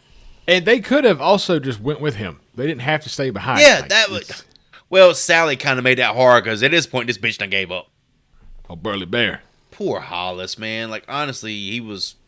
I mean, we really spoke about the characters individually in terms of how they come off in the movie. He's like, in my opinion, like, he's my favorite character in the movie. He's the glue, man. He holds everybody together. Also, what is it about the mind that makes everybody want to fuck? In it. Yeah, that's what I'm saying. Like, no wonder they ain't got no women down here. They can't get no fucking work done. If the women down there, they just want to fuck everybody. Well, I guess like when the women go down there, they're like going into the territory of the men. You know, like you're literally penetrating the earth, right? You're going inside of the God, earth. here we go. It's got to be Big some brain take. subtext we're not thinking of there. And the women are like, we're not supposed to be here. This is fun. I'm going to pull my titties out. Now, that part, I can understand. You literally couldn't pick a more disgusting, dirty area to do that in. Other than a coal Bullshit. mine. I don't know. You gotta do that shit in the sewage plant. Well, that's true. Ain't no way a pussy gets drier than watching a big fucking corn chuck log go down a goddamn dookie stream. Or you could throw it in a dryer and turn it on for 10 hours. That works too. You know what? I didn't even think about her ass being in the dryer that fucking long. Yeah, it was overnight, right? Was it overnight? It's a lot. It's a lot of quarters. It was daytime when he sees her. Well, the thing is, she owned it, so I guess he had the password or some shit. He had to come back like every 45 minutes. You know there's some secret password with a dryer that you put in. Oh, like a right combination of punches with the quarters. Pop, pop, pop. You know, Mabel, she had that secret crush on the chief. So she probably just like typed in Mabel, or you probably just type in Newsby, and that's the password. Newbie daddy. Did y'all enjoy when Sarah slapped the living hell out of her and told her to get it together? Patty's my girl, man. She's hot as fuck. No, I didn't enjoy She that. leave Fuck that Sarah. fat bastard alone. We're getting out of here. That's the thing. I think that's what I like about her. She's into the bigger guys. I'd have She likes them. check She likes that. them thickens. Hey. She likes her dogs extra That's- thick. She likes her dogs extra thick. She said, "I don't need a foot long, but give you one by a foot round." The three continue their journey to salvation, but stop at the sound of approaching footsteps. Arming himself with a large piece of wood, Axel bashes the shadowy figure in the tum-tum, knocking the wind from AJ. Regaining his TJ. Huh? Who the fuck is AJ? Who the fuck is AJ? Why'd you say that, Hootie? AJ? I did not say anything about AJ. TJ. sir. Regaining his breath and composure, he and the remaining... I bet you I put fucking AJ for the rest of this shit. Oh, I've heard it at least once before. I'm sure. It's Ajax. That's what's been thrown. That's why I've been saying fucking TJ, Ajax. motherfucker. TJ. It's also not Ajax. Just, you know. Every time I say AJ, you say TJ. I need you to just go over and just say TJ. I'm going to do the opposite, actually. I'm going to make them all AJs.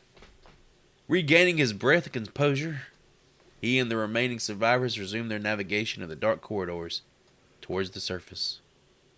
They soon arrive at the elevator, only to discover its control panel smashed and destroyed.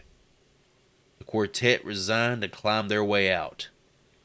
Axel, ahead of the rest, slips on the wet rungs, catching himself, but not before disturbing a nearby rope, causing it and the rigid body of Howard to fall below, his head tearing clean from his shoulders, splattering the girls with blood and gore.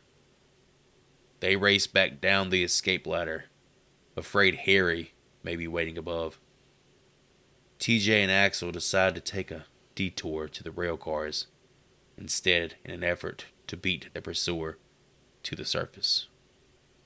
Navigating above the mine's sump, Axel falls behind to keep an eye out. TJ, Sarah, and Patty make it across just as they hear the walkway's wooden rail break behind them, followed by a scream and a splash. Axel is nowhere to be seen, his headlamp growing dimmer in the 60-foot deep waters below. Unable to help, The trio continue on their way towards the mining carts while above. The chief arrives ahead of his backup, revolver in hand. So I did like this ladder scene. The head snap, like on the prosthetic, was really fucking cool looking. It was really cool, wasn't it, Hootie? Yeah, it was real cool, guys. It was so cool. You really didn't see this either? It's just like a falling dummy. Fuck no, he didn't get this shit. I saw a body fall, and then I saw it hit the ground. Literally and I didn't see assumed the it was Howard. decapitation whatsoever. But I got no decapitation. The decapitation is like, it's one of the kills in this movie are so fucking good, man. This one right here is another banger, and you just don't get to see it in the fucking deballed version. It sounds like y'all had a hell of a time. And I think it's going to reflect in the final thoughts. Yeah, this was a cool. We've seen this effect a million times, but this one, like, that's the thing about this. The effects that I've seen 100 times. This is like, it looks good. These look. I can it's crazy feel how it good when it this happens, looks, right? The sound design, the fucking blood splatter on Sarah's face from when it happens.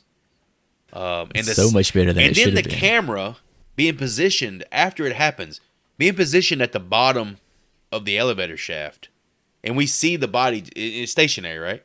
And we see the body just plummet from above and hit the ground.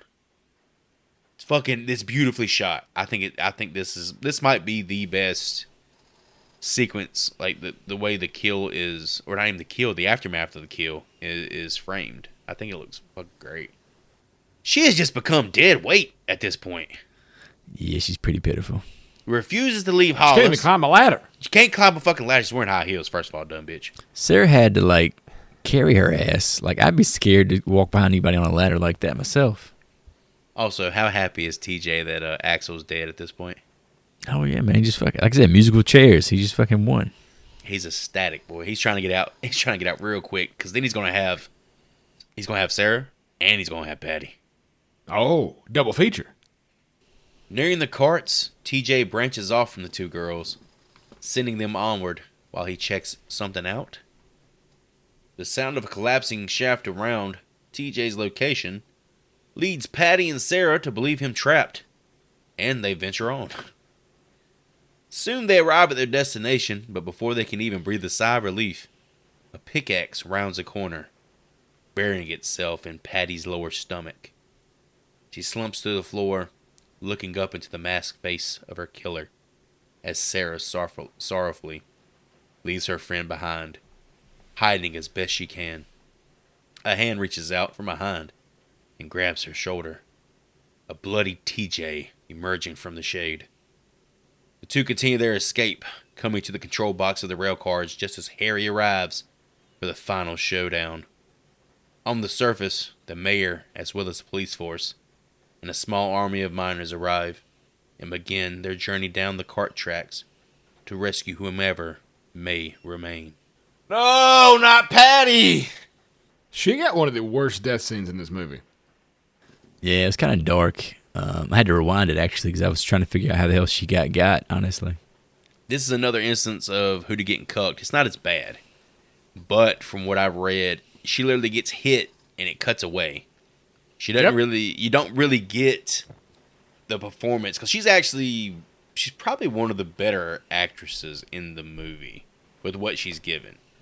And her death scene, it literally goes like, I don't know, 5-6 seconds longer. Yeah, she plays on the pain for a bit. She plays on the pain, and she's like, you can see like the light going out of her eyes. But yeah, you're robbed of that in the theatrical. But it is probably the most generic version of the pickaxe kill, right? Yeah, she gets Just hit. whack somebody in She the gets hit. stomach. You know what it is? I'm gonna get dark with this one. She's pregnant with Hollis's baby. Jesus Christ. Pregnant with Hollis's baby. 2-for-1 special. Oh, Buy one, get one. But yeah, why not Sarah instead of Patty, man? I hate that. Get her out of here. Because TJ's got to have a reason to fight. If TJ realizes she's the only one left, he would just say, oh, fuck it, I'm leaving. The last two survivors climb aboard the now moving cars, while the escaped mental patient does the same, chasing them from cart to cart as they begin their ascent. A battle of shovel versus pickaxe begins as the three abandon their ride and find themselves in a tight offshoot of the tunnel. Eventually, TJ has failed, and just as Harry is about to deliver the fatal blow with the hunting knife, Sarah reaches out, tearing the mask from his face. "Jinkies! Old man Smithers!" "Nah, bitch, it's Axel."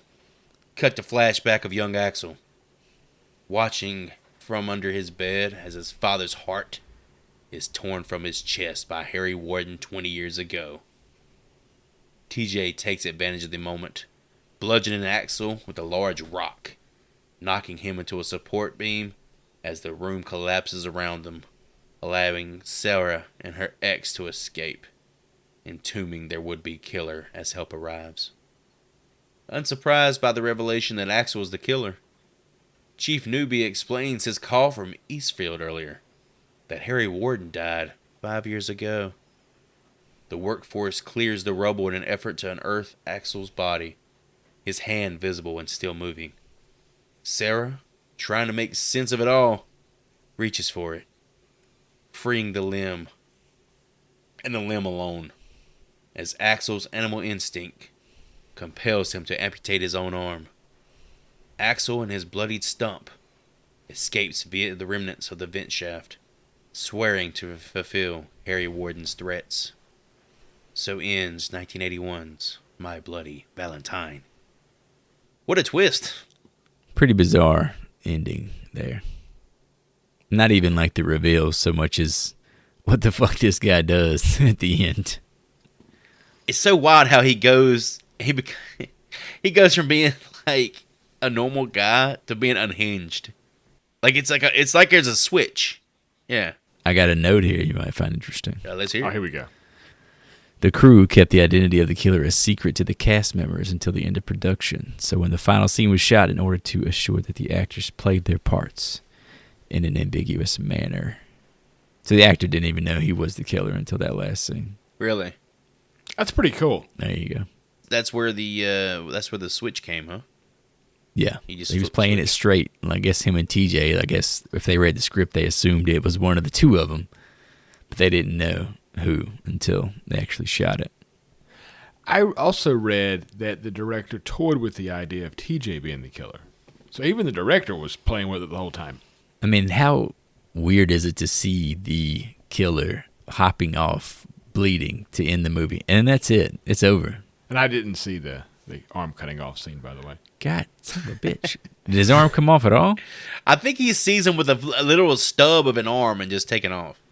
I got Sarah grabs his hand with a ring on it. I forgot they wore a ring. And then it cuts to him like dragging himself away, and he's missing an arm. And I was like, where the fuck did his arm go? Dude, he fucking 127 hour that shit. So it's like the impact of the debris took it off is kind of how it appeared to you? Yeah, or he just like yanked him, like there was a rock on his arm, and he just yanked his arm off of it or something. I had once again, Chris, I had to use my imagination. He had to close his eyes and pretend. God, yeah. Watching this last scene, man, I couldn't even really take it seriously. As soon as it said ventilation shaft number 7 and they were going into it, all I could think of, sir, they've gone into the ventilation shaft. The fucking Nemodian from goddamn the Trade Federation and the Phantom Menace. That's all I can fucking think of. I just rewatched that last week. Oh, shit. They've gone into the ventilation shaft. Yeah, I can't stop thinking about it. But yeah, he's like limping away. You'll always be my bloody Valentine, and he says some Sarah. wild ass shit. He says, Dude's fucking lost it. This whole fucking town is gonna die. He fucking goes. Lost it. He turns it on, boy. He's, Hannah, I'll be waiting in hell for you. Yeah, he like calls he calls out to Harry. Why does he sympathize with Harry so much when it's Harry who killed his father? I think that caused his psychotic break, right? Well, he watches it as a kid from under his bed. He watches his father be stabbed with a fucking pickaxe and his heart literally torn out. Who didn't get to see that either? In the movie, he fucking in his version of the movie, it literally just shows the father doing or the killer doing something. Imagination. He's doing like CPR. He's trying to save his dad, actually. For all Hootie knows. Literally, like, tears his fucking heart. But it turns around. I guess it has like it causes a, I don't know, like a codependency thing with Harry. Like, I wonder if he's ever met Harry, you know, because Harry only died 5 years ago. So he's doing like insane asylum visits to go see Harry? It's a copycat killer situation, right? He looks up to him. Did you enjoy the Ballad of Harry Warden song that played through the film? Did that was I creepy ever. as No, fuck. that shit was good. I didn't say it was bad. It was creepy. It was super creepy. But John McDermott, a famous Canadian musician, he's the one who, dude, it's one of the best like end credit songs I've ever heard. It's so good. It's unique, really. Yeah. It reminded me of the wreck of the Edmund Fitzgerald, the Gordon Lightfoot song, in the way that he sang it, the tone and the pitch. It was interesting. Well, it's like an old school murder ballad about the legend of Harry Warden. It's wild. It's not on Spotify because I already looked and tried to add it to my shit. Apparently, also that last scene between Axel fighting TJ, forgot his name. I almost said AJ. AJ. Ajax. They had to use special lighting. According to the notes, this could be all like people talking out of their ass. But they had to use special lighting because I guess in that portion of the mine that they filmed in, there was a high concentration of methane. So there was a possibility that they could explode. Explosions. Which is pretty badass. That was an explosive ending, man. Pretty badass for the actors and the crew who are willing to just, fuck it. I thought that's where we were heading, honestly, because there's one scene where Hollis and the other people who are like doing a tour of the mines, like off in the distance, you can hear glass breaking, and the camera cuts to Harry busting smashing like light bulbs, right? Like just busting them. And I'm thinking, all right, this is gonna spark, and it's gonna like ignite the methane that is produced when you like, bust coal, whatever it is. Didn't happen, but I don't know why that was happening in the first place, to be honest with you. They kind of blew it off, and the only person that cared was fucking Howard, the one who, like, doesn't care about shit. And he's like, what the fuck is that? And then Hollis said, it's rats. Rats down here eating glass? All right, boys. It's time to shut down the mine. See if we ever see Mr. Warden again. What kind of memorabilia you want to take home from my Bloody Valentine from 1981?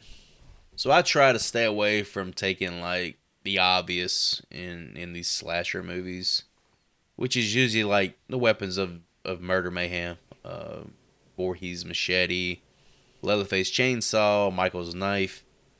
But goddamn, give me this man's pickaxe.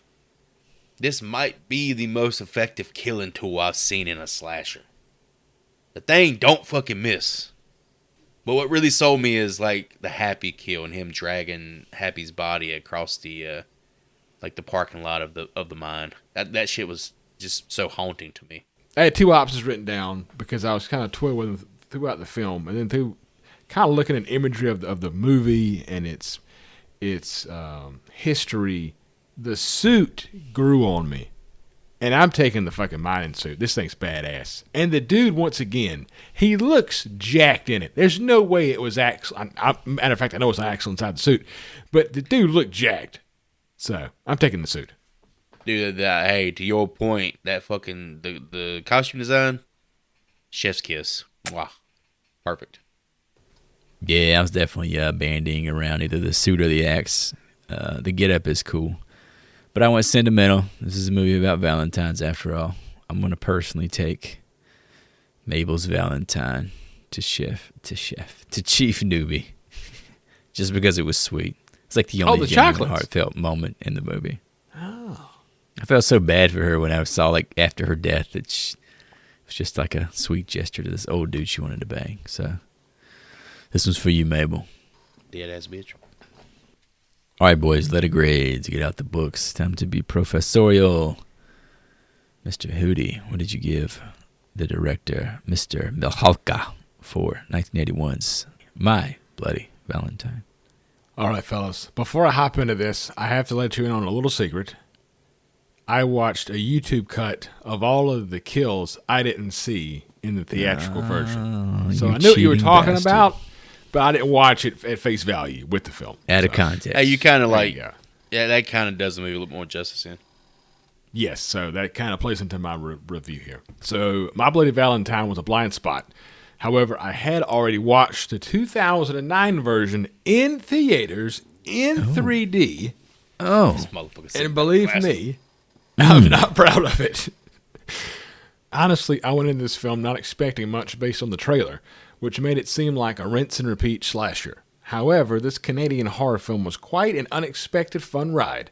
The small town atmosphere was pulled off with the location based in rural Nova Scotia, and the acting was good enough, and the story was original enough to make this film separate itself from the hundreds of slasher films that came after. All in all, I really enjoyed this film and highly recommend it to our audience. If you have never watched it before, like I had, you'll be pleasantly surprised. Side note, if you watch it on Amazon, you want to go to YouTube to watch the things you missed. And with that, I give My Bloody Valentine a B. All right, scratch off another blind spot for me. My Bloody Valentine was pickaxed in the heart of the golden age of slashers, released directly between Halloween and A Nightmare on Elm Street. Appropriately, the effects work is as blue-collar as the premise of blue-collar boys struggling to keep the lights on. I dug the fact that we were not following quote-unquote teenagers around for a change. The movie offers a unique killer get-up and somehow make Canada creepy.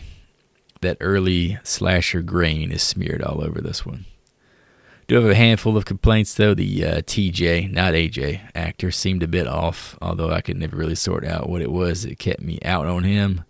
His delivery, maybe, I don't know. He just felt, I don't know, like he did not belong. The ending is weird and bizarre, which I do appreciate, but it also felt a little bit empty for me. I did not get the impression that they knew how to handle the finale. But all in all, this deserves way more attention than it has received from me and from people that I know. So, who am I to deny a Quentin Tarantino recommendation? For Mr. George Milhalka, you leave my class with a B-, you know? Oh, it's a pretty good movie, up in Nova Scotia. Yeah. Why'd they have to do my guy that way? That was a Canadian Mexican. Why'd they have to do my guy Hollis like that? This movie was trending towards an easy A. Shout out Emma Stone. But dropped the fucking ball when my boy took two to the dome. Seriously though, I came away impressed with 1981's My Bloody Valentine, aka Footloose meets Friday the 13th. Once again, a blind spot for me. The only knowledge I've had about this movie is word of mouth. Reading about cult slashers, this movie always finds its way on this list. But outside of that, the 3D remake with Jensen Ackles was my only exposure to the IP. And that movie didn't really leave a good taste in my mouth. So I wasn't expecting much from the original. I'm going to preface this review with the caveat, and we've said it before, I'm going to say it again, that the version of the movie I watched was a 2009 DVD release that restored a lot of the cut material by the MPAA, and that definitely played a role in my enjoyment of this movie. I think if I was the same age I am now, seeing My Bloody Valentine for the first time ever when it was initially released in theaters in its butchered form, I wouldn't have enjoyed it nearly as much as I did seeing it today. This is the first time in a long time I've watched a horror slasher, and the execution of the kills made me jump and exclaim, holy fuck. Maybe that comes from it being fresh to me, but regardless, these are some of the most quality kills I've ever seen. And it's such a tragedy the audience of the theatrical release were robbed of. For me, this film's legacy isn't about the actors or their performances, which weren't the highlight of the movie. But it's about the kills, baby. And boy, oh boy, does it have the kills. You know how Arby's has the meats? My Bloody Valentine has the kills. Outside of that, the costume design for the miner was awesome, as was the man who donned the suit, Peter Cowper. He deserves credit. His body language and mannerisms are a big part of what make the killer so menacing to begin with. That's hard to do with no dialogue, but he pulls it off. Another important aspect of the movie which separates it from its peers is its blue-collar atmosphere and subterranean setting. Not to mention that Canadian charm. The only real thing I didn't care for was the love triangle subplot, but I get it. There's not really a lot of character development going on, so this kind of adds character arcs that otherwise wouldn't exist. With all that said, I came away with yet another 80s slasher to add to the fuck yes pile. 1981's My Bloody Valentines has now cemented its place on my yearly holiday horror watch rotation and grades out with a B. Sarah, be my Bloody Valentine. All right, that wraps up the Bloody Valentine. We'll see you next year. Sarah, let's look at our audience score guesses from Rotten Tomatoes. This was a random wheel. It's probably the best random we've had in quite a while, so good on us. I'll recap our guesses here. If anybody's within 5, we get to choose what to watch next. Let's start with the high man. Mr. Hootie said a 76. Mr. Nasty said a 65. I went with a 50, right down the fucking middle. The actual audience score was a 52. Ray Lewis killer, baby. Look at him. Put your boy within 2 points. But yeah, that puts me in charge. So, with that in mind, been doing some thinking about some summertime flicks. A lot of adventure on the horizon, starting to warm up, ready to get outside, start hanging out with my buddies. So I thought we might take a little adventure to 2005 for a movie called The Descent. Whoa. Ooh, I like that movie. Good. We're going deep. That's like a movie that come out of nowhere. It's a banger.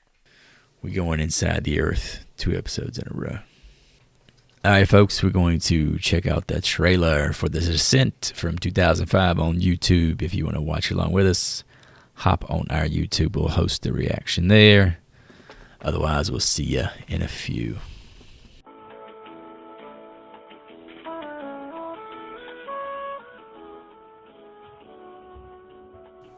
All right, boys. My pick, I'm not guessing. So you two take your shots. Shoot your shots. What's that audience score on Rotten Tomatoes for The Descent? Ooh, you know this one. This one's considered certified. FRESH. Certifiable. I'm gonna go high. I'm gonna say 75. I was about to say 75. Well, I can't say 75 now, can I? Let's say 74. Bob Barker his ass. Bob Barker my ass. I'm going to say 65. Alrighty, folks. Thank you for listening. Check out our website, horrorfilmschool.com. You will find links to all our podcast platforms. Instagram, our merch store, all that good stuff. Buy something cool. Give us a follow everywhere you can. Leave a review everywhere else. Help us spread that word. Make sure to send us some sweet Bloody Valentines. I'm going to say goodbye and offer my support to women secretly pining for prickly old Canadian lawmen. Stay sweet, Mabel. You're the real MVP. As always, if you're hearing our voices, tell at least one person you know. Spread that love. Spread that campaign. It's a campaign year, for the love of God. And with that, I'm going down in a hole for The Descent. Thanks for all the likes, the subs, the listens, the follows, the downloads. We really appreciate you guys and gals' support, as well as your time and attention. Be sure to join us next time when we go spelunking in 2005's The Descent. Class dismissed.